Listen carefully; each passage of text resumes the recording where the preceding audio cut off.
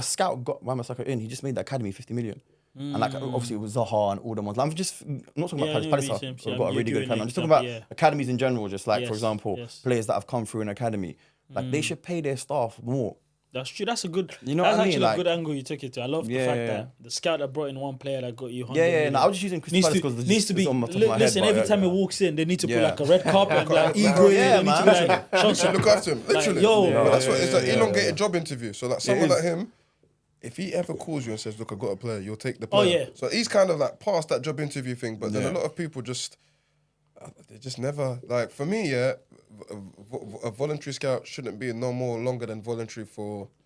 But do you know what's so mad now? 3 months. Voluntary roles, scouted are kind of like they're stopping them now. You know, a lot of clubs are stopping someone wanting to do that. Because I don't know why. A lot of clubs, it's more quality to be fair. It's more quality, because even that they're stopping because they're making it so hard to get into the scouting. No, but now. you need to pay people for that job, man. Yeah. Like, I'm sorry, but I even the always say voluntary, anything you do there's for people free that is slave labor. It's mad. It's mad. You can't tell another man to go wake up 7 and stand outside in cold and watch on. Come on, man, and tell me, oh yeah, man, well done, mate. How much would you pay? So let's say, for example, now, like my sister walked in, or let's say my younger brother walked in. He's got no experience scouting, and let's say you have a budget of maybe 100 grand. So you want to use that money. How much would you give him a month for? Let's say, for example, to I scout? generally will pay a scout, based on their age.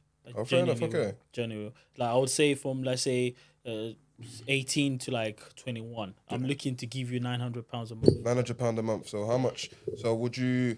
Because I believe you're still living at home with your parents, Mate, so that's a start. Would you give them? So there's 2 questions I have. Would you give them a casual contract, or would you give them a fixed term contract?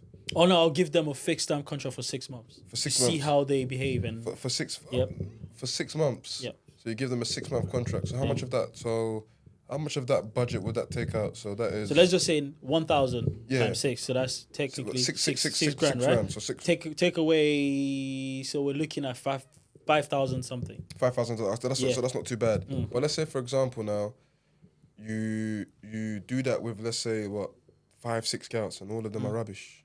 Like none of them are good. But that's why I say 6 months. I'm talking about a club that's but got by the money. 6 months you could have got sacked if you got no good players in, man. No, that's what I'm saying. There has to be an aspect of like you gotta earn your stripes. Oh yeah, no, You but gotta show your capabilities. the thing is, we're human beings. Trust me. Money, actually, which is weird enough, is it's not the love of it is the root of all evil, right?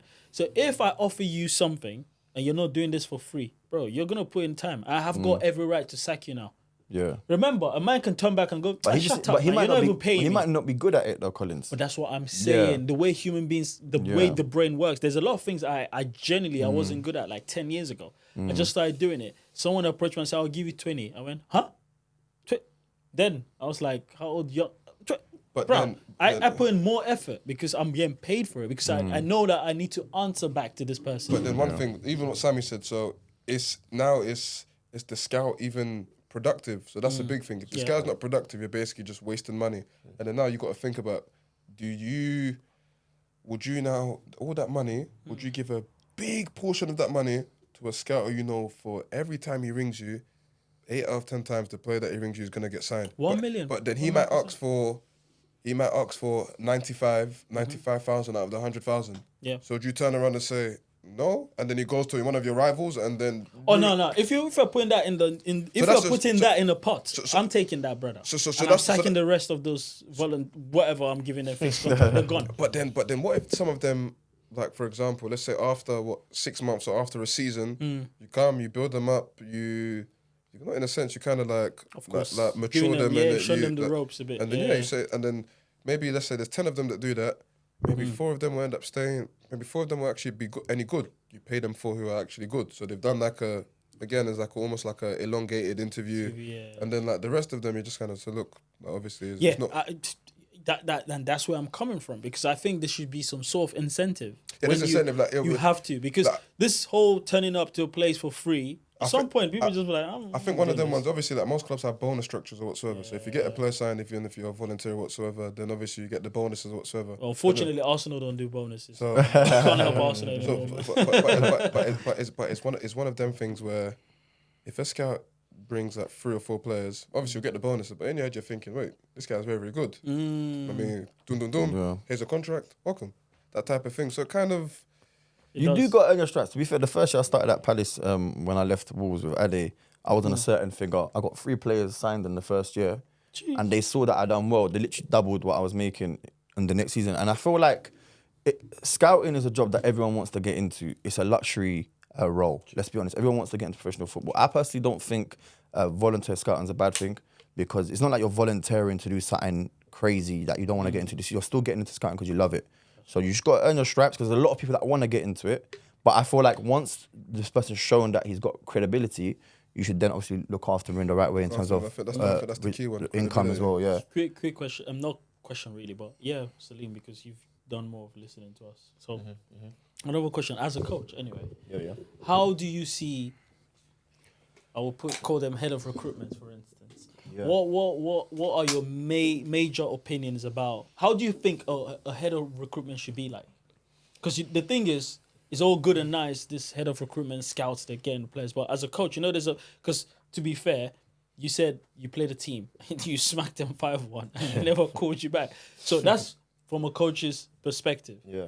Someone like that guy now, he's a coach and maybe possibly he has a friend as a head of recruitment and he's looking like, nah, man, I don't want to lose any of my players. So for you as a coach, who would be your perfect type of head of recruitment, or should I say scout?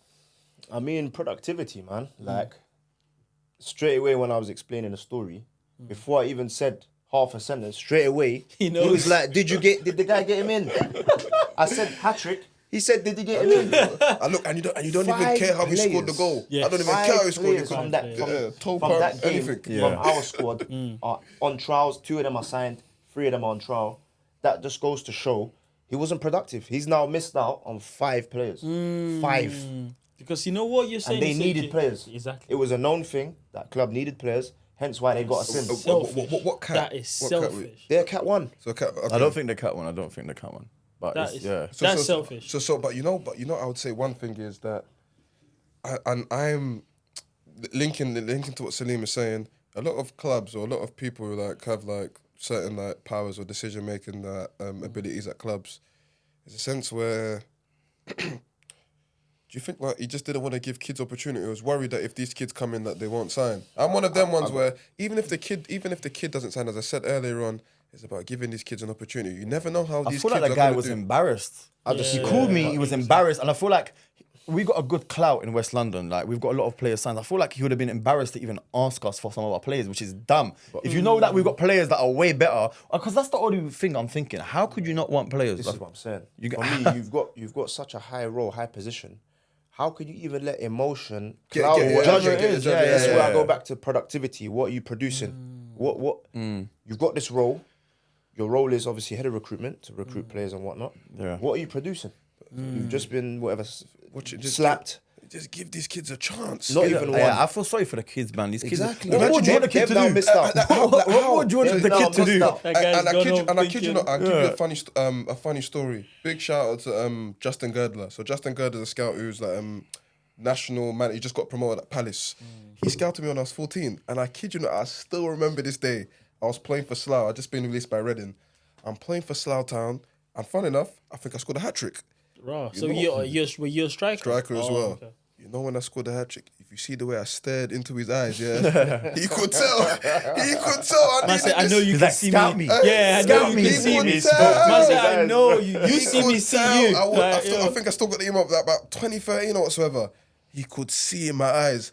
As I was begging him, I even wanted to probably run to his car and say, look, take me with you, please. Obviously, in the end, he did end up calling my manager, really good people at Slough. He ended up calling the manager. I've gone there, obviously, just before they've closed down. So it was just a manic time, and then he sent me elsewhere. But then it's one of them things where, even now when I kind of do my job now, see, that boy scored a hat-trick. And I kid you not, yeah. You can resonate with it. I can. So that kid's probably going to look me in my eyes and say, look, I've scored 3 goals. What more do I need to do? So I'm more of them things where like people have given me opportunity. Like, why would I not give these give kids opportunity? You're giving them a time to. It comes back to, man, people in full-time roles in football shouldn't be there. Yeah. And a lot of head of recruitments now, it's happened recently at Cat 1 in London.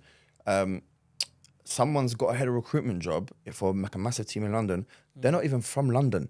Raw. They're from that's out the something I wanna ends. do, yeah. You know, like you need someone who kind of knows the area, knows the private academies, knows the culture, knows where the hubs are. You're getting someone from next ends to run a head of recruitment in London. That's true. You get what I mean? Like out of touch as well. Like you don't know what's going on. you're out of touch with the community. You're out of touch. You don't know the private academies. You haven't built up the rapport. Being out of touch is a massive thing. Crazy. Because it's the difference. Like, for example, like I think all of us in here will be able to go to, like, let's say, what's a crazy place on them? Everyone think Broadwater Farm. Broadwater Farm, to go see Classford, Jude and Michael. Only certain guys can go in there. Even if you're a scout or something, depending on the day and how the guys are even feeling, they can probably rob your car and strip you or whatsoever. It's one of them things, but just by being in touch and like knowing how to maneuver, knowing who to call, it saves you hassle, and it probably even gets you players, to be fair. Of course, 100%. Because somebody... There'll be an OG that'll be like... The thing is, if you're Yeah. from London, you're linked up with a lot of private academies. Obviously, I've been a scout for over 10 years, and all the private academies in London, I've got good relationships with them, all of them. And I know them. So if you're out the ends, you haven't got that rapport with the guys. For example, Ade works at Millwall. He's got a very good relationship with me. So if he can call me and he'll get my players. You get me? So what's ELA players like for you, Ade? Like you've had a few. Like what would you say about? To be fair, yeah. Not even just saying this because of the podcast. Like it might seem rigged or whatsoever. It's not rigged, innit? But like, we haven't pre-planned. Like, guys, being honest, like, the success rate is very very high. I'd say, to be fair, and that's rare in football. To be fair, somebody can give me a player, and I think for all the players you give me, I'd say there's about a 70% chance that they'll come in and sign you. Do you know how high that is in football? You're saying in football, in life. In life, that's high. Man, I guess 70% out of 100. If we think about all the other kids that have come in that have signed, how many have ended up getting released and not signing? But they end up signing other places. I think there's only been like 2 or 3. I'm trying to think of the boy at Colchester. The one now that you have, who I don't think is a bad player, he just does some erratic stuff at times. You know the one that travels far. Funny enough, he lives not too far from where I've grown up. To be one of the players, just does erratic stuff sometimes. To be fair, hopefully this year he calms down, and you never know what could happen with him.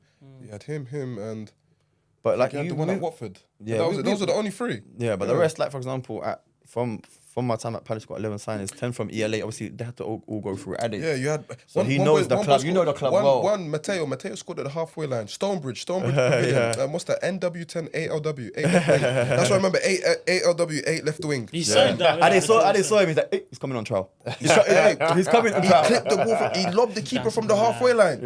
I said to Simon, I said, where is he? The halfway line. I said, nah. I said, that's enough. But do you know what's funny? Yeah, even can I say a funny story about that as well? But Mateo, obviously, Ade's got the scout and hat, and he's fantastic at what he does. But funny enough, the first game Mateo played, he probably doesn't even know this if he hears this. First game he played against West Ham. He started the game. They were winning 2-0. I think he came off and they lost 3-2. And the coach feedback at that time was he didn't do that well. You know, and like he at the start of the trial, they was like, I don't know if you remember, the coaches were umming and ahhing a little bit, which is a bit mad because he then went on to be one of the best players in the age group, and he's got a pro national team. He's on a pro. So like, it comes on to like another question. Is like, obviously, coaches and scouts have a different view on players. Like Ade said as well, coaches get really attached to players. And then after when you as a scout want to bring in a player, your player might be better, but that coach is really kind of attached to him because he's coached him for a year or two. And it comes on to my other point as well, yeah. There's always been that debate in academies. What's more important, coaching or scouting? And obviously me as a scout, I'm going to be biased, and I think scouting is more important. Obviously, I'm going to get a lot of backlash from the coaches right now, which is Colin's in front of me, which is fair. Looking like, we can have. Sure I feel like, hold on, let me just finish what I'm going to say. Yeah, I feel like scouting for me is way more important than coaching. Coaching is so. Coaching I said way more. Coaching is so. Let's shave off weight. Let's shave weight. Coaching is so important. Yeah. Okay. Hold on. Let me just finish what I'm going to say. Yeah. Coaching is very, very important, but scouting is more important. For example, without the scouts, without the recruitment, you don't have players. Number one, you ain't gonna have players in the door. Number two, how much do you think you can change a player? 5, 10, 15%? Bro, Pep can't win the Premier League with Luton Town.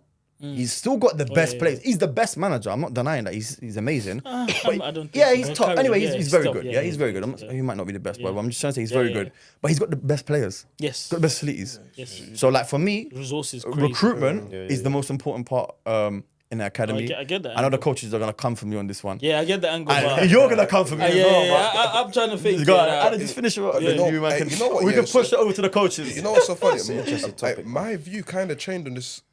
I still agree with like a lot of Sammy's points. To be fair, I think recruitment is a massive thing in terms of football. As you said, without recruitment, there's no players. To be fair, no players. There's no physio. There's no coaches. No whatsoever. But then coaches do have a very, very important part. For sure, 100%. 100%.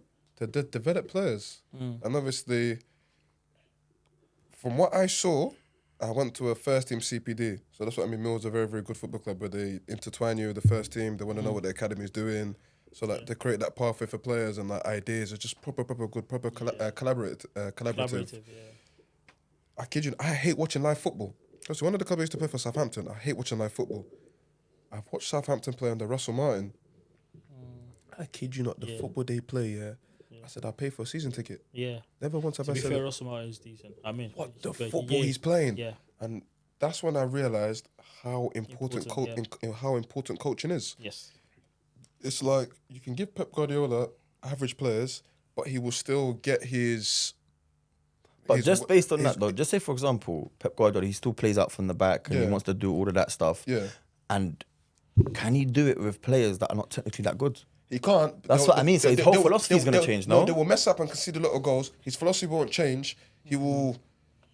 he will still mess up and concede quite a few goals, but then you would see that they play a certain style. But in the world of football, like Ronaldo, I think he lost the first 8 games at Palace because he tried to play that style. He got sacked. Yeah, it happens. Like if you're not winning games, unfortunately, Company did the same with Burnley, smashed it in the Championship. Came Premier to the League Premier League struggle. That managers won't really change their thing, but you can see the element of coaching that's being done, like the way they pass. Like Southampton, when I mean the passing patterns and the thing.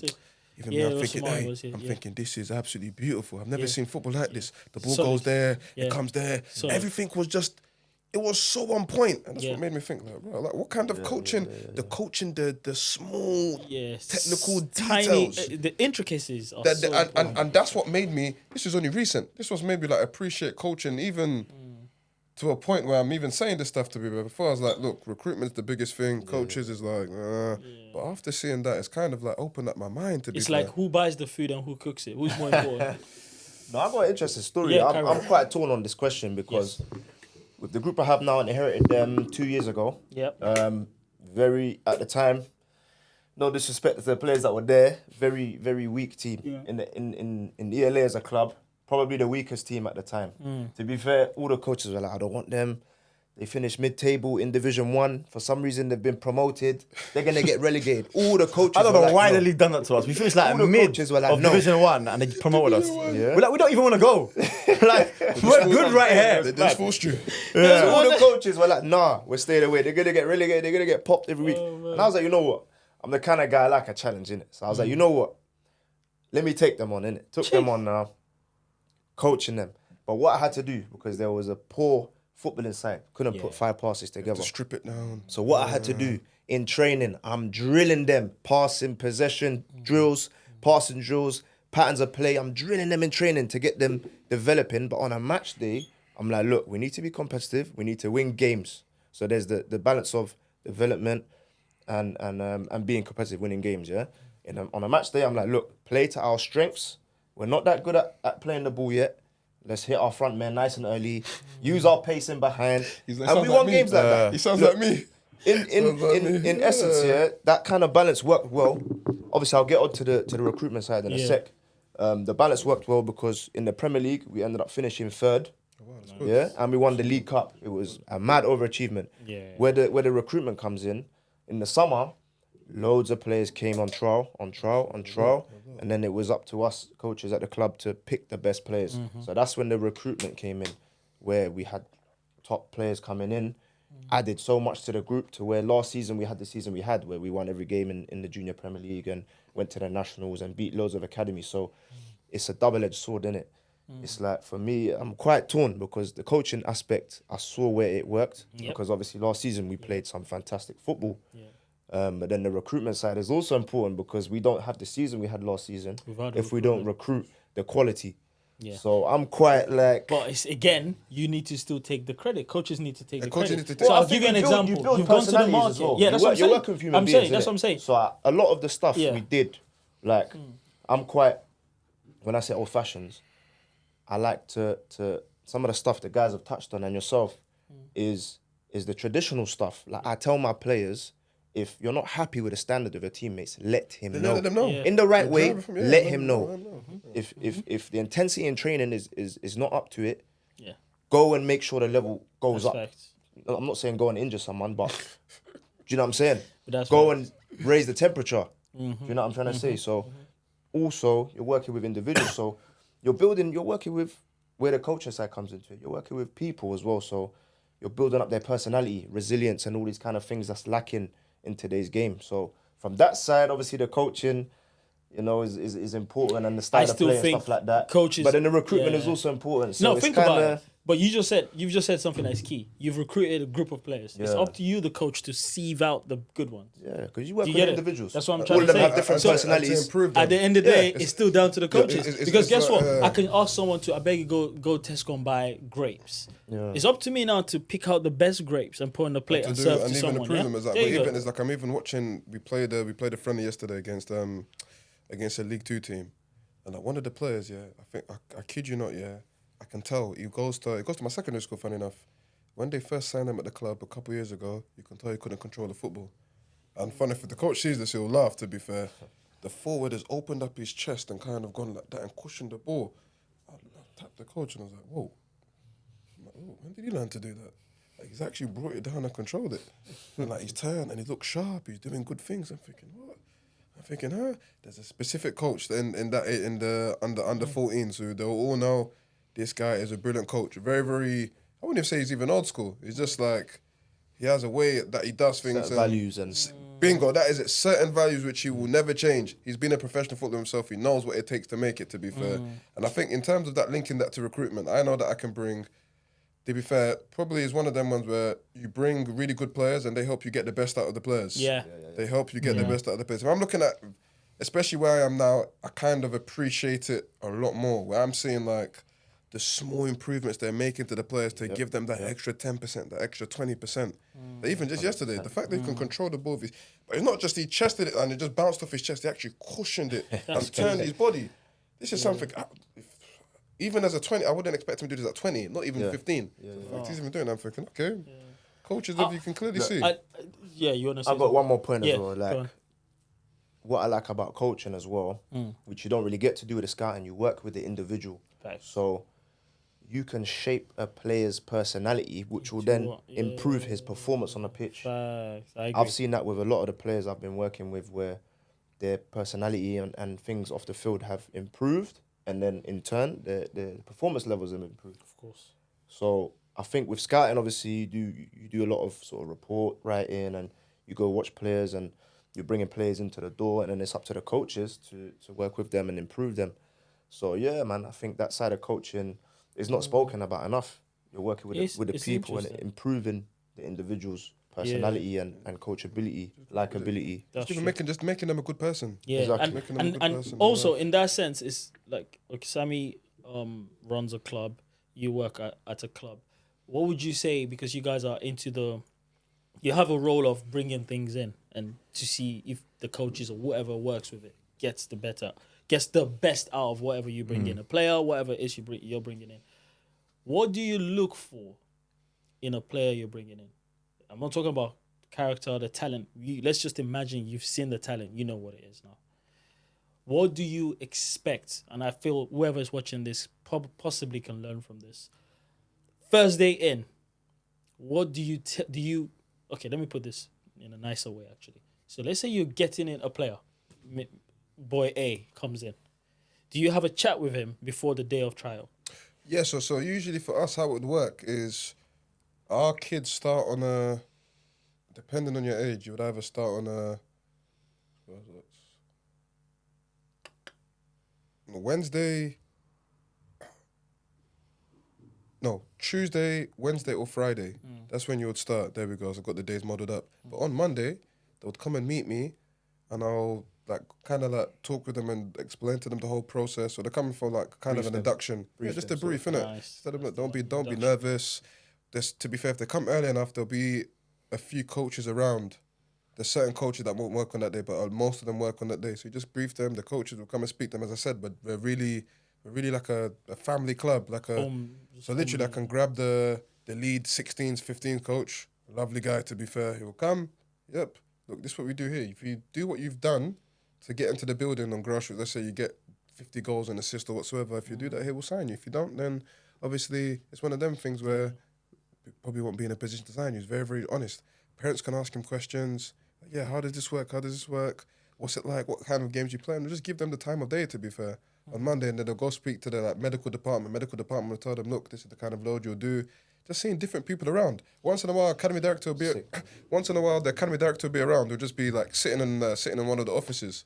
Obviously, like I'll take the kids around, or like the kids will just like knock on different doors and say hello. Some of them don't know. Like they'll bump into the academy director, and obviously he's like basically like busting jokes with all these kids or whatsoever. And obviously I tell the kids, I said, you know, that's like the big boss, to be fair. They can't believe it. They're like, why is he so nice? Yeah. So the academy director is the one that decides who goes in terms of signs. I'd say like professional deals and scholarships. Yeah, also. of course. Obviously, like there's a whole multidiscipline, but he has the final say. Final say. That's what if I'm he trying says to say. no, it's no. And If he says yes, exactly. it's yes. So that's the thing. But as like well. the kids, a lot of football club, you don't really. You don't see them at all. I wanted to touch on that as well. Hey, you don't see them. Them guys are hidden. Like they watch from the stands and from afar. And I know exactly what you're about to say. Talking about access. So go ahead. That's like, access, isn't it? I've heard so many stories in football where the communication is just so lacking, so poor, and it baffles me. And it's like the way I do things. Sometimes it's because of the bad experiences I've seen or heard or had myself. I don't want to be like that. So it's like, you might have a player not performing well. Certain coaches or managers will just drop him out the team. They won't communicate with him. They won't explain to him. So he's not able to develop. And it's like, what Ade's saying is the communication seems so good at Millwall. Everyone just talks. It's just an open book. I love so it's like, that's the way I try and do things, because I've seen and heard so many stories of coaches where they just sort of do weird stuff. They'll just drop a player or release a player or whatever and not even communicate it, and it's like, it's baffling to me. But what if you're not really thinking about the individual's development? Yeah, true. But what if Ade's here to just do free promo and he's just lying? What would you to be fair, you know what I would say? I'll say come down. I'll say obviously come down to the club and see for yourself. To be fair. But you know the reason we have to be like that. Yeah. So you have to think in London. How many clubs are in London? I can go through it with you. I was just going to say that. That's what I was going to say. They got to have another side to get the players in. They're up against big cat ones. So you have to think about, and I do get this question, is that a couple of weeks ago, one kid decided to go to Fulham over Millwall. Look, it's not the end of the world, innit? Like, this stuff happened. Yeah. But then it's what differentiates us from the others. Obviously, we don't have, to be fair, there's a lot of, the chairman, the owners obviously has a lot of money, but then if you compare it to the Premier League clubs, like you've got Newcastle. I'll do all the teams out of London, in London, that have full-time staff, so they pay in the city salaries for people just to scout in London. Just to scout in London. Yeah. Manchester United, Manchester City, Newcastle, Everton, Liverpool. Am I missing anyone? Aston Villa? I don't even know. Wolves. Full-time roles. Yeah, these are full-time. Job, salary. It's your job to just, that's it. Do London, South East, South London. Just even this London. No, nothing to, you see no volunteering, you know. So you're competing against the London clubs. Plus the ones from up north that are sending full-time scouts down. It's nuts. So it's nuts. So you're competing with all of, even Brighton. Well, Brighton you'd consider Londonish, to be fair. Yeah. So you're competing with so many. So what differentiates you from the others? The fact we're a family club. You go to a lot of these clubs, obviously, as I said before, you get a lot of people who are, I don't even know that I wouldn't even call them like egotistical, but like they're very, I don't know, it's not bad to be too proud, but then at the same time, but that's a reflection. Like a closed book. But that's a reflection. That's a reflection of life, really. It's like the guy that knows he doesn't have much. When he goes to the club, he's outside waiting for anything that comes out.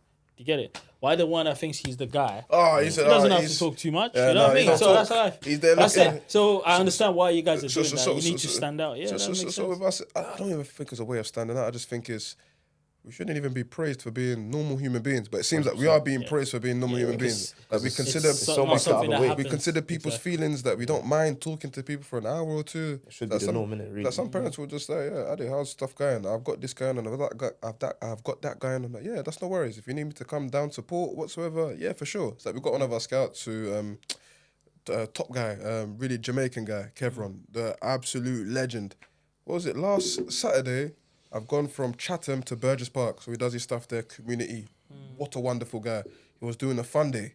So obviously I've gone there to like give him some footballs from the mill, so stuff like that. So let's say, for example, like you give us a player, like we'll say, yep, at the end of the season, come, we'll give you like kit and we'll give you footballs or whatsoever, innit? That stuff that we're not going to use, but other people can use. So he got there, dropped him the bag. He then said, yeah, I've got boots for you. Come play. I said, huh? So I've come to this fun day now just to drop off stuff and just like watch, give out medals. The guy's got me on the pitch now. Kids are running at me doing step overs. Bro, kids are running at me doing step overs. Obviously, I haven't played football in ages. I'm struggling to move. I'm just dragging kids and whatsoever. I'm like, Kevin, what the hell is going on? The coaches versus did we win? No, yeah, you know what? We did cheat, to be fair. We cheated. Of course, badly. come on. Yeah, we cheated. That's life, bro. As an adult, you have to cheat the little ones. Come on, that's come on. But it's just stuff like that where we will try and go above and beyond where we can. That's nice. That is actually a nice touch because, to be fair, again, like I say, grassroots teams they will probably do that because, again, grassroots are at the roots. You know what I'm saying? You have to stand out somehow by being good, as well as you have to go far and beyond. So for Sammy, as a again, like I keep saying, you're still in the job of scouting as well as, again, you can call yourself you do recruit because you recruit for your club. So technically you play both roles, innit? For sure, yeah. Now, you would say, what exactly do you think a child or a boy or girl, it doesn't matter who's coming to play, what do you think should be the first day type of experience at a club? Either grassroots or whatever club professional club you're working. The first time any kid's gonna come in, whether it's into ELA or on just trial, like like whether they're coming into ELA or a trial at Arsenal, they kind of tend to come in nervous, right? Course, yeah, wherever it is, I've seen kids come to ELA nervous for their first day, and like on trial when I was at Arsenal, Chelsea, whatever. So it's very important to know that you're working with kids. They're going to be nervous. Make them feel comfortable. Make them feel welcome. You'd like to think the boys at your club, like ELA, we always make kids feel welcome when they come their first day. So it's very, very important to take that into consideration for sure. And then after, you want to give them a top experience, whether they're coming to ELA, which is one of the better grassroots teams, or they're going into Arsenal, which is one of the best academies. You're having a top tier experience. You've come hopefully a step up from where you've been before. You're like, wow, okay, I've got up my levels here. I'm here for a reason because I might be good. You know, that's what, for you to get a trial at Arsenal, you must be good, right? So you want to come in now and you're like, wow, all right, I need to step it up. You would like to think the kid can then, he'll be nervous or she'll be nervous, but then you need to go past that barrier and think, I've got personality and I can show these guys what I'm about. Nice. For sure. That's true. And another thing I wanted to touch on is if you were to take it back to before you played football, either professionally or semi-professionally, what would be one thing you would change if you were given the opportunity again? This is a question for everyone. Everyone has to answer. What, changing the game completely? No. What would you change? Oh, with that. So let me give you even a better scenario. 2 days before your trial, and you know this is your moment. What would be the one thing you would change that if you, in retrospect, now you look back and go, I didn't do this on that day. I should have maybe done this. What would be that one thing you would change? Do you know it is taking that risk on trial? You know, sometimes you're on trial, you're there to show the coaches and the scouts that you're better than what they've got. So you might be nervous. You might be nervous and not want to try that step over and try to beat that left back. You might pass it, but then again, your opportunity might go because they might not think you're good enough. Someone else can come and do that. Yeah. And then sometimes it comes to taking risks to beat players because that's the only way you're going to stand out. Ultimately, That's true. For sure. I think for me, What would you? there's a couple, to be fair. I don't want to say any stuff that people laugh or get me in trouble, to be fair. I'm gonna say it. But you know, it's one of them things where probably picking the club wisely that I signed for, you know. As a kid, as young kids. That is one of the most important things that we need to talk about. Man. As a young kid, you tend to see like the glory, the lights, I want to play for the big team or whatsoever. Facts. So actually, before I actually went to Southampton, I was at Dagenham and Redbridge. So this was when the whole Brentford thing was going up and down. So obviously, as I said, the same scout that took me to Brentford then recommended me to Dagenham. And fun enough, I'm still speak to all these people to this day. And obviously, if I tell you the facilities Dagenham trained at, I'll be honest. Obviously, I've got a lot of love and respect for Dagenham. To be fair, really, really good club. To be fair, but I think ELA have better facilities than Dagenham. Yeah, Alec Creed is sick, man. Yeah. We got Alec Creed, man. 4G pitch. We got VO. I kid you not, I'm not even. We're good, man. And you know what's what was a traumatizing thing as well, yeah. So I'm on trial, yeah. Obviously the levels, I'm thinking, bro, these guys are like, this is light, man. And fun enough, big up the academy manager. Me and him are still very, very tight to this day. Like I'll speak to him like once every couple of weeks or whatsoever. Yeah. One kid has snapped his hand in training because you cut the pitch into 3. So one age group was training, boom, and then some in the middle, and then the kid just snapped his hand. Like obviously he's a trial. He's hungry for the football. He's ran. He thought he could control the ball. His foot got caught in the net. His hand has gone. It's snapped. That's traumatized me. Oh, you think I ever went back to training? On the goal? Just let's say the goal was there. He's gone there trying to rescue the ball, trying to do something spectacular. You just hear his foot got caught. All you heard is him go down, snap. I said, landed on it. On the goal. No, just on the floor. And it wasn't Astro. It was Sand Astro. Oh, bro. So then he has skin burn and you hear the snap and you just see a guy like that. I said, yay. I said, is this where I'm meant to play football? I said, no. And you know what's so funny? Southampton emailed me beforehand. So in my head, I'm like this already. But I thought I made it already in my head. I'm thinking, you know what? Yeah. He snapped his hand here. This is not me. This is a sign. This is not me. I ain't coming back here. I ain't coming back, literally. But then it's one of them things where if I probably stayed at Dagenham and I probably gone through my whole thing there, do I have a longer football career? Yeah, so it's something I have to live with. And I probably do think, because you're a bigger fish in a smaller pond. Yeah. So and that's the thing. What about you, Salim? Yeah, I mean, like, in terms of, like, before going on trial, definitely, like they said, do some research on the club, find out their style of play, see if you fit into that. That's why I think a lot of players might go wrong at times. They might play a certain style. They're going into a club which play a completely different way. Yeah. It's rarely ever going to work. That's one thing. Second thing for kids, for any players going on trial, I'd definitely say be yourself. Definitely, just be yourself. Yeah, don't be the new Ronaldo, man. Yeah, man. Be the new less you. is more. Yeah, bro. Do what you're good at as well, That's what man. I'm Like, saying. if you're fast and you can meet players kicking around, if you're like, if you're a technical player or you're a good passer of the ball, just be yourself. Like Sammy was saying, sometimes when he would tell the kids, scouts coming, they just try and do too much. Oh yeah, of course. And it's the same thing. You have a link coming, you're cleaning the room, everything. Yeah, just do things you don't need to. Be yourself. Just be yourself. Man. But then, what else would you change if you had the opportunity to change? For myself, for yourself, playing. That's a good question. You know, definitely looking back, preparation. Because that's what I wanted to. I got a random call. At the time, I was playing non-league. I think I was 23. I had obviously somewhat of an okay CV, like some full-time clubs on there. Obviously, I was in the academy system and stuff like that. I got a random call one day. I was out 2 months prior from an injury, ankle injury. I was playing non-league at Haringey Borough. Big up Tom, Louisu, and the guys at Haringey. They're still there, still going strong. So I was there playing. Couldn't get back into the team. Team were doing well. I was coming off the back of injury. I got a random call from my uncle. He had a connection with a club in the Middle East. And he just said to me, look, it was around December time. So the January transfer window's open. He called me once. He's like, yeah, listen, this club, they know about you. They've heard about you. They want to have a look at you. Let me know in 2 days if you want to go. So I'm thinking, hey. I would have gone immediately, bro. I would have said, I'm going. I ended up going, and I tell you, I ended up doing well. Like I signed as well, but had I been more prepared, like you've got to always stay ready.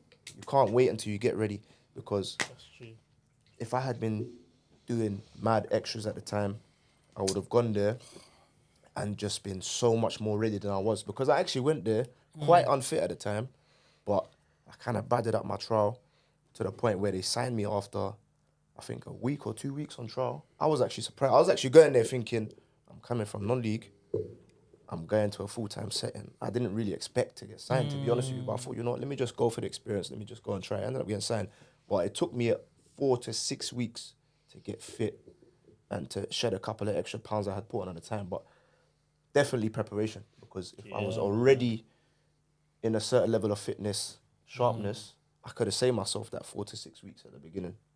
Do you know what I'm saying? And integrated quicker into the squad. That is so true, and that's something most people should learn from. Preparation is key, man. I agree. And do you guys think? Of course, I know scouting is important in football, but do you guys think in 20 years there's still going to be something called scouting?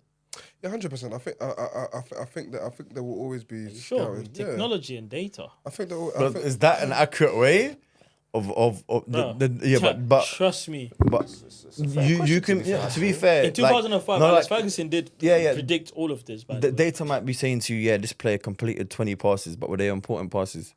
Were they sideways passes? Were they forward passes? Were they passes? The way the world but there's data to find forward passes. And but then I still can't think something beating the naked eye. 100%. We all have grown. The naked eye is you're there. You're seeing it in flesh. Again, it's not on video, and then it's not. How did Bebe get signed for Man United? Bebe. Remember Bebe? Oh, Bebe. It wasn't From a a video. call. But to be fair, if we do the deep digging, we know that there was some. They must have been something. I always say that's some sort of fraud. That's another thing as well that happens in football that people don't actually know. Yeah, funny. At least it is a joke, but it's actually true. There'll be situations where clubs in first team level, with scholar level, academy managers or managers will be like, "Hey, we're gonna give you this pro deal, or we're gonna give you this contract, but you actually got to sign with this agent." Oh yes. And they'll make you do that. Yes. You got to sign with this agent, or you're not getting this deal, or you're not getting as good of a deal. Yeah, so because even though you said that Bebe situation, so they're gonna get cut because they're giving you their own agent. It's the same like signing a record deal. 100%. Give you their own lawyer. Yeah, but you shouldn't be doing that. It's not like you said it as a joke, but it actually happens, bro. Like, that's the funny thing. No, but honestly, we know. Back to your question. You know, there's always a discussion of who's the best player of all time. Yeah. And then a lot of people are quick to refer to stats. Of course. For me, when you're talking like the top shelf, top tier players, your Messi's, CR7, Zizou, we're talking all time here, yeah? For me, it's down to who you like to watch. Because when it gets to a certain level, there's no point looking at stats. It's who you like to watch, who entertains you. And it goes back to what Ade's saying, the eye test. Seeing things with your naked eye is just different. Like, it's priceless. You can't take that out of the game. With all the data and stuff like that, obviously it helps. It registers but quickly. You need it's like you're seeing small movements which the camera might not be able to Of get. course, cameraman is not going to catch that. But that's why it's so important, like having conversations like this and just talking about experiences or your opinions or things you're not happy about. For me in football, one thing I'm really not excited about is the sheep mentality. I hate the sheep mentality. I touched on it about a few hours or minutes ago about how because Pep has won how many trophies and everyone is just sucking up to him. But it's just like, hold on guys, he's doing it with a lot of resources. So now let's bring that down to reality, because I'm not in Man City. What ELA is doing, back to what you guys did, bro. Yeah. Come on. So imagine I now give these guys the resources. Yeah, what are they gonna achieve? 100%. So this is why for me personally, I always say I'm not a numbers guy. I believe in impact. I feel like impact is way better than numbers. I mean, if we're being real, Ronaldo, I'm talking the real Ronaldo. Sorry, not saying Ronaldo. When I say the real Ronaldo, the R stands for real. So the real Ronaldo. Like, if not for the injury, bro, he was everything in one. He was Pele, he was Maradona. Bro, this guy was crazy. You know what I mean? I remember sitting down, I'll never forget this. When my mom took me to our friend's house, and I wanted to watch the Inter Milan game. Thank God they had it on TV and I was watching. I remember when he popped his knee. I'll never forget that. And I went, wow. Brother, this guy was unreal. Do you get it? Which is true, back in your point about the eye test. Some people that never watched them before, all they grew up on, obviously, YouTube and watching Messi and Ronaldo and all these people. You see the difference. You can see the difference in people that really love football and the people in this generation that take it as a job. Because a lot of these guys now are actually just being footballers. Like, fortunately, they're good enough to make it, but they don't have the passion for it. They generally don't have the passion for it. A lot of kids, and that's why I want kids to learn. Like, it's all because of the money. I know a lot of people just want to be footballers. It's the money, the fame, but are they doing it for the love of it? And I feel like what ruined boxing is what's gonna happen to football in 50 years. It's just too much money getting involved. Yeah, in that, and it's gonna ruin it. Especially, it's kind of starting to be feel like young players are getting like mega contracts and you haven't played any first team games. Obviously, that's what you get. That's how you, literally your stripes. It's the same for football players. Man. It's one of them ones where like, you're getting paid so much and you haven't really done anything in football. Like when you ask people, how was your professional career? How many games did you play? I didn't really play any games. You're right. I haven't played in League One. I haven't played in League Two. I haven't played in the I played in the reserve league though. But then obviously some of these guys are on like 5, 6, 7 grand a week. So look at Mudryk at Chelsea. Man. The guy got a mega deal, 7-year contract or whatever it was. The guy looks like he got no motivation. It's not about even motivation. It's like he's kind of giving up as well. When you see him play, like he just looks like, I'm doing this because I'm under contract. You know them ones you have to wake up and go to job. Yeah, that's what I'm saying. And this is why I always respect Danny Rose. One time when he said, "Do you like football?" And it's just a job now. I love that. The honesty was so cool. I was like, you know what? We need more of this because we need. Benoit Suakoto. Oh, brother. He's the same, isn't he? I don't like football. Pascal Chimbonda. Them guys. No one they were there. And you know, as much as I want, the other day I got one of the ELA coaches. Yeah, I got Omar because I can't believe he's never seen a very famous. He's never watched or he doesn't even know about this famous footballer. He was one of the best defenders ever. And I was like, what? He said, he didn't know Titus Bramble. Wow. He had a long career in the Premier League, though. I got him. Me and Mo, he must we have got been him to doing watch something clips. to play for Bro, that long. this is when I need what you guys said, going back to what you said is true, you know. Football, there's some dodgy cartel business going on because, bro, I promise you, if you think I'm lying, guys, please go and if you're having a bad day, just go on YouTube and put Titus Bramble top 10.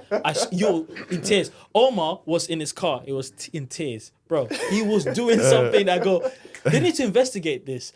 Bo's come over here and he's nodded it away, not away, you know, not to the goalie. He's like, put it down for the player to go. The striker to go tap it. What? No, Bramble. What a genius. But we've lost that now. In this era now, it's either it's blatant or people just want to style it out. As much as I'm obviously taking the mick of Titus Bramble, he had the passion for his fraud. Like, he had passion for it. Like, this is what I'm saying. That's what we've lost that, where people are not even doing it anymore. Like let me just do it for real. And I feel like, going through the motions. That's why I love grassroots football. I'm not going to lie. I love it because we're not just like robots at the on the sideline, like, and the kids are fully passionate. You have to be passionate, man. You really have to. And this is what I was asking about, what you would expect from a kid on the day of trial. Take away the nervous and all that stuff. I want to see you go for it. But one thing I would expect them to be fully focused. Yeah. And I think that's one thing where a lot of people say they want to be football players, but then when it's actually crunch time, a lot of people kind of that goes back to what we said earlier. A lot of people shy away. You get all these kids, I'm going to do this, I'm going to do that. They don't really take, again, as accountability or a sense that they have to do it themselves. Like, and I always say this to people, like, do they wake up early in the morning? Do they stretch? Do they do the right things? Do they do extras? Do they go analyze and watch all these things? It's like when a kid usually comes in on trial the first time, I kind of like it when they ask a lot of questions because it means that their mind is doing it. Or they go to the coach, how can I improve? They're collecting cones. Yeah. You can kind of see their starvation and you can see their hunger. Like lots of kids say that. So what would you say about kids like that? You can see the hunger, yeah? But I call them, like you might have heard the word on the internet anyway, it's called the Nepo babies. So that's nepotism. The people that made it through nepotism. So the Nepo babies, which is the ones that, again, just like we have in jobs, there's some people, some kids are going to get the, 100% going to get the role. You're like, we'll give you a 6-week trial. Or my uncle, what? Your uncle? Wait, I didn't know your uncle worked here. But like, yeah, man, he's one that linked me. What? So the guy running around like an idiot, because in retrospect, he's gonna be thinking, I'm an idiot, you know, running there, picking cones, asking How can coach I this, improve how this can I stuff? Yeah. improve, or even giving compliments like, oh, coach, I like your boots, when he shouldn't even be saying that. All of Trying that, to do everything but just to just get trying to do anything, Anything to get the contract. just anything. What would you say? Do you think that's fair on that kid that's turned up on that day? You know what? Yeah, I think the best way to answer this is that them kids will always prevail some way, somehow, because that work ethic and that hunger and desire. But don't you think that'll kill it? No, Some kids don't have the battery life is low on that. You know? That's the thing. They have to. It's about perseverance as well. They've got to keep on. They've got to keep on. Them kids will get there eventually. Yeah. We don't know when. It's like Sammy earlier on was saying. The kid that obviously signed for Millwall, signed for Millwall's 21s. How his friends were signed early. He didn't sign. If he doesn't have perseverance or he doesn't have that hunger and desire and that willpower in him, he doesn't make it. So, and it's just one of them things. Like, if you look at him, you can probably tell that he's done all them things. He wakes up early, he eats right, he studies football. Like, not just for the sake, a lot of people watch football just for the sake of watching football. They actually don't watch football and use it to actually study and whatsoever. Yeah. It's interesting you say study football. That's a key word because last year, I had a kid. Last year. I didn't think he was good enough. This kid, he's Italian. I didn't think he was good enough. Played him a year below. Just to get him playing football, obviously, because you can see he has it, but I'm not sure. And this year, under 10, bro, he's one of the best players I've seen play, man. But the only problem, not really a problem, he's very slow. So even me as a coach, I tell him, it's either because you're really good with the ball, just be more of a covering defender. So that means you don't have to go forward. What position? He plays centre back. Centre back is Italian. I mean, Sweeper, the things this kid does, Alex, unbelievable. But that thing for me is like, I remember when we played him a year below. Like I remember those Saturdays, I'm screaming at him, what are you doing? And Dad told me, you know what this kid does? Honestly, when he goes home, he just studies football. And you can see. Guess who he's watching? He's watching Maldini. And and it makes sense why he goes from being one of your so-called lesser players to one of the better players. In months, you know. That kid is probably hungry. Every time you're shouting, he probably goes home and think to yourself, you know what? Let me go watch Maldini. Let me go watch who's another Italian Nesta and them all them guys, all them AC Milan guys or whatsoever, and he's gonna add it to his game and improve. No, it's really, really. You can see at that young age he already has the perseverance and willpower. And it's like you can see it in him. Like, Dad was showing me pictures. They went to Napoli when Napoli played against Real Madrid because they're the Napoli Napoleons. Yeah, so they. He's probably so there this kid Napoli. is on. I'll be honest with you, this is unreal. Like just watching him play, I'm like, that can't be. Like, look at the difference. Like, the difference is mad. And then it's stuff like that where millions say they want it, but how many of them are doing what that boy's doing? That's it. How many of them are doing what that boy's doing? But the kid is unbelievable. Like, as a defender, his mindset is defensive, but a player's running at him, he'll just bro, he's 9 for God's sake. How are you doing that? That kid will and go. I'm like, that kid is kid, watching. that kid will go very, very. Oh yeah, I far said in it to him. life. I said to Dad, I said, yeah, this kid is different. He's gonna go very far. That's probably one of your next signings, man. No, seriously, Alex. I told him. I said, listen, I'm a coach. I told him. I said, you don't need to be going. Record it to this day. The day he gets signed, play this. I know. I said to Dad. Dad just smiles at me. He is quality. We had an ID day at Arsenal, and they just asked me to put players in for that group. So they put players in, and after me knowing that he was one of the weaker players in the group. So obviously I go to Collins, I go to all the coaches, I'm like, yeah, so just give me 2 players, we're gonna put through. Collins is like, this player's name, I'm like, what? Yeah. I'm like, what? I thought he was in the year below. I was like, what? And he's like, no, bro, he's one of the best. I was like, bro, he was playing year below down. And I'm like to him, question mark again. I'm like, Collins, are we talking about the same kid? You sure? I would have sent him to ask, look bad at me, bro. He's like, nah, bro, he's one of the best players now. Sammy's probably called you again saying, look, are you sure? And you know what I deeped, yeah? You know what I deeped, yeah? Not just him, there was another kid, again, we talked about in the last episode, Caleb. They were on like the same level. I found out this year they all go to the same school. I went, sorry, what? They go to the same primary school, about 4 of them, and they've all improved at the same time. They're all and on pushing top each other. of it, they are the ones bossing it in West London, like the football. I'm like, they're all pushing each other. They're pushing each other. Like-minded friends as well, man. Yeah, man. But it's for all ages though. Whether you're 10, whether you're 15, you have to study whether what you're you 20, like, man. you have to study and you have to. Yeah. Is that what was it? Daniel Sturridge said when he was a certain age, he missed out on parties because he's doing this, he's doing that. Yeah. That's his version of studying. Just the way this kid is staying at home, watching Napoli, watching AC Milan.